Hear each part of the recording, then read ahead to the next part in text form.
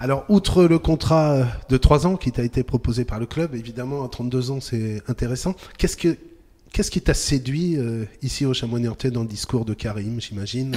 Ben, j'avais trois projets à la fin de la saison. J'avais, voire quatre, parce qu'il y avait celui-là du Tour FC aussi. J'avais Auxerre, j'avais Valenciennes et j'avais Niort. J'ai rencontré ces personnes-là, j'ai discuté, et encore une chose, c'est, oui, la durée du contrat, bien sûr, elle est très importante à mon âge, mais les valeurs humaines reviennent encore une fois. Et quand j'ai discuté avec ces personnes-là, il y a eu un projet, j'ai senti quelque chose qui ne s'est pas vérifié au départ, on va dire, parce que par rapport aux résultats.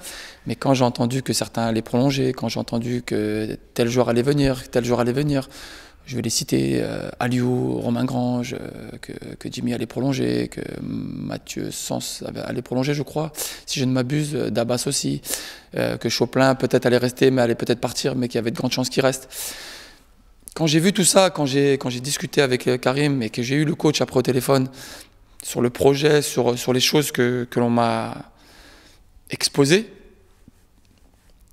ben, ça a fait tilt, donc voilà. Comment tu te sens dans notre région, Laurent? Ça fait maintenant quelques mois, l'intégration, ça s'est bien passé. Tu es déjà devenu sur le terrain un pion essentiel du dispositif. Mais en dehors du terrain, tu te sens bien chez nous? C'est une région très agréable à vivre. Vous avez la mer pas très loin, vous avez Bordeaux, vous avez Nantes. J'en discutais aussi avec ma femme il y a pas très longtemps. On est vraiment très bien ici, dans la maison où on est. Nos enfants sont très bien à l'école parce que j'ai deux petites filles de 8 et 4 ans, donc ça c'est très important, l'équilibre familial. Et aujourd'hui on est vraiment très bien ici, donc je vais pas parler de fin de carrière parce que entre guillemets on en est encore loin, mais je suis vraiment très bien ici, au niveau du club, au niveau de la ville, même si c'est une petite ville, j'ai connu aussi un peu ça à Boulogne-sur-Mer, c'est très convivial, on vous laisse tranquille, il y a pas cette pression entre guillemets un peu populaire que vous pouvez avoir à Caen, que vous pouvez avoir à Metz. Donc c'est vraiment très agréable à vivre et les gens sont vraiment très respectueux de la vie privée du joueur de foot que l'on est aujourd'hui. Donc ça c'est très agréable à vivre et voilà, on peut faire aussi quelques visites, on peut se balader et puis j'ai aussi tissé des liens avec certains joueurs aussi, donc ça c'est agréable aussi. Je vais te parler, Laurent, d'une autre date importante pour toi. Tu y as fait référence d'ailleurs tout à l'heure. Le 2 juin 2013. 2 juin 2013. C'est ta première sélection en équipe d'Algérie, ouais, contre le Burkina Faso. Oui, et tu gagnes 2-0. Vous gagnez 2-0. On gagne 2-0. Ouais. Et comment tu vis ça? Avec beaucoup de fierté, beaucoup de fierté. J'aurais pu rejoindre l'équipe nationale plus tôt. Ça ne s'est pas fait pour aussi diverses raisons. Et à l'arrivée, Vaïd, et je l'en remercie parce qu'il m'a permis de pouvoir jouer entre guillemets au plus haut niveau international, c'est-à-dire faire des qualifications de Coupe du Monde, même si j'ai raté la Coupe du Monde derrière. C'est une fierté d'abord pour moi, parce que pouvoir évoluer dans cette équipe avec des noms, aujourd'hui, des joueurs comme Riyad Mahrez, des joueurs comme Slimani, des joueurs comme Bouguera, des joueurs qui sont pour moi des exemples, déjà au niveau football, mais aussi par rapport à ce qu'ils représentent au pays en Algérie. Donc c'était une très grande fierté et pour moi, mais aussi pour mon père, pour ma grand-mère, pour mes grands-parents, pour la famille tout simplement. C'est quelque chose de touchant et c'est une grande fierté. Question classique, Laurent, ton plus beau souvenir de footballeur aujourd'hui? J'en ai plusieurs. Mon plus beau souvenir, c'est... j'en ai deux déjà. La première montée que je fais avec le FC Metz en 2006-2007, on est champion. On perd 2 fois dans l'année avant d'être champion.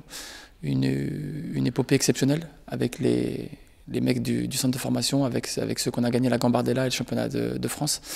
Même s'il manquait Manu qui était déjà parti sous d'au-dessus à Arsenal, je crois. Donc voilà, donc c'est une aventure exceptionnelle. Donc j'englobe aussi la Gambardella et le championnat de France.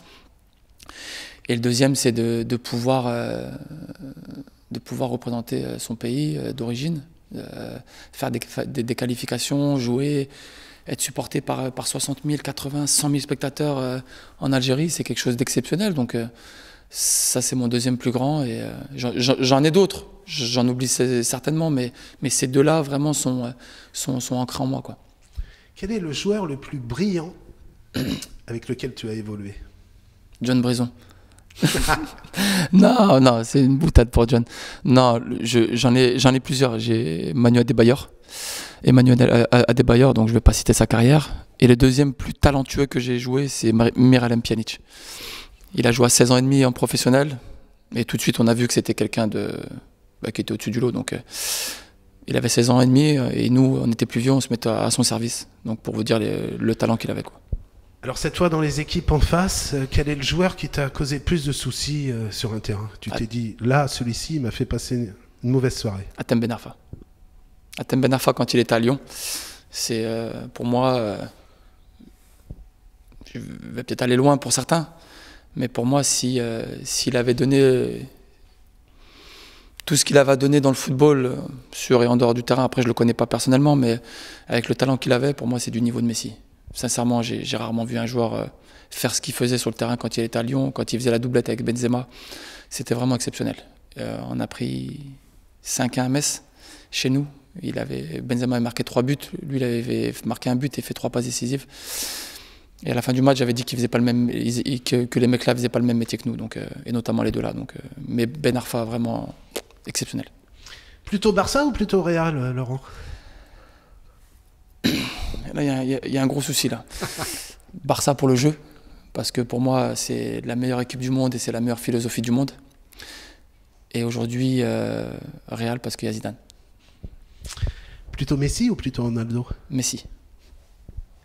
Mais j'admire Ronaldo pour le travail qu'il fait. C'est deux grands joueurs, mais pour moi, Messi, c'est au-dessus de tout. On a beaucoup parlé de football, Laurent. Pour terminer cet entretien, on va parler un peu d'autre chose que de football. Un footballeur professionnel a pas mal de temps libre, beaucoup de repos. Mais comment tu aimes occuper ton temps libre? J'imagine ta famille en priorité, mais tu as d'autres passions que le foot? Oui, j'en ai, mais le football fait partie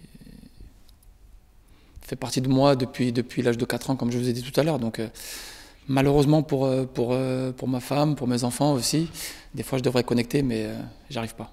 Donc oui, j'ai d'autres passions. J'aime bien les restaurants, j'aime bien aller manger dans des bons restaurants, j'aime bien voilà, la bonne gastronomie, etc. J'adore ça. Faire des bons repas à la maison avec des amis, ça c'est quelque chose que j'adore. J'aime bien le tennis. J'aime bien le tennis en dehors, donc, et je sais que j'ai deux paris avec Kevin Rocheteau et Romain Grange avant la fin de la saison, donc il va falloir qu'on les fasse, mais malheureusement ou heureusement, je ne sais pas,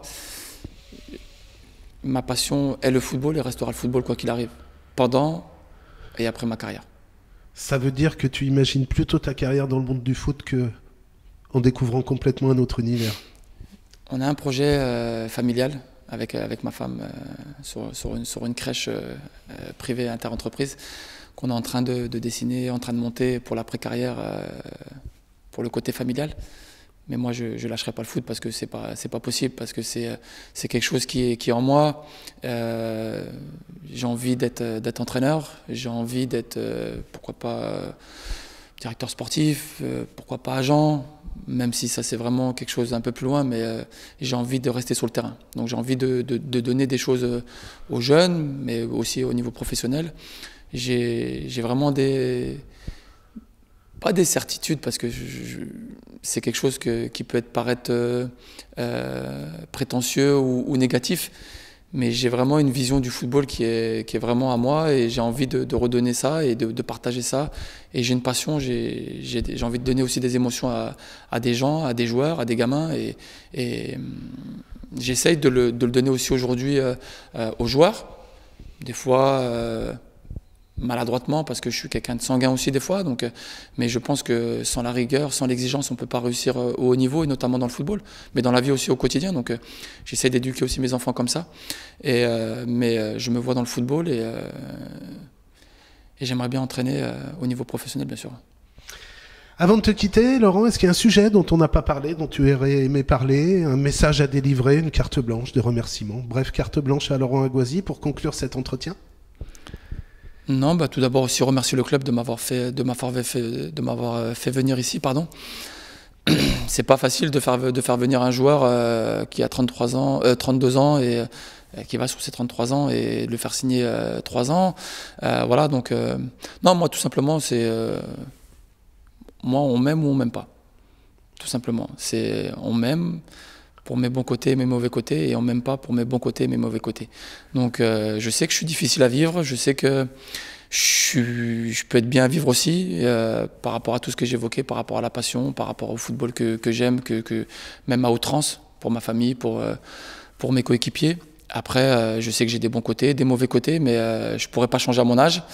J'essaye pourtant des fois. Mais je sais qu'il y a une chose que je peux donner, c'est l'exigence et la passion que j'ai depuis que je suis tout petit. Et c'est ce que j'essaye de donner aux jeunes qui au Chamois. Et le dernier mot que je peux donner, c'est que il ne faut pas se donner de limites. On a fait une première partie de saison qui a été assez difficile. On a réussi à sortir de ce chemin-là. Je pense qu'on peut faire quelque chose de très très grand. Notre objectif, c'est le maintien. Je le répète, il nous reste 16 points pour se maintenir. Mais il ne faut pas se fixer de limite. Parce qu'aujourd'hui, on a vu que, pour moi, la plus belle équipe, c'est 3. Il n'y a aucune équipe qui nous a dominé de la tête et des épaules.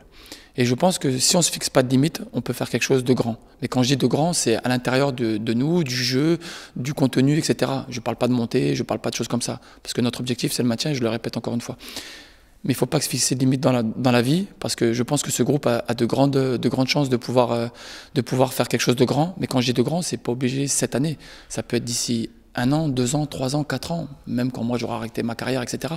Et je pense que ce groupe, avec ce staff, avec ces joueurs-là, avec ces jeunes qui poussent derrière, avec peut-être aussi un nouveau stade, etc., je pense qu'il y a quelque chose qui est en train de se passer, qui s'est passé dans les moments difficiles. Et on le voit aujourd'hui, on a tissé des liens, on a tissé des choses à l'intérieur du groupe qui peuvent faire quelque chose dans le futur. Donc il ne faut pas que se fixer de limites, il faut regarder au-dessus, il faut regarder en bas parce qu'on a la présence d'esprit que notre objectif c'est le maintien. Mais dans le futur, il faut voir grand et pas petit. Et quand vous rêvez grand, vous réussissez grand. Mais quand vous voyez petit, vous faites petit. Donc il faut voir grand pour réussir grand. Voilà, c'est mon dernier mot. Merci beaucoup, Laurent. Merci à vous. C'est gentil. Merci.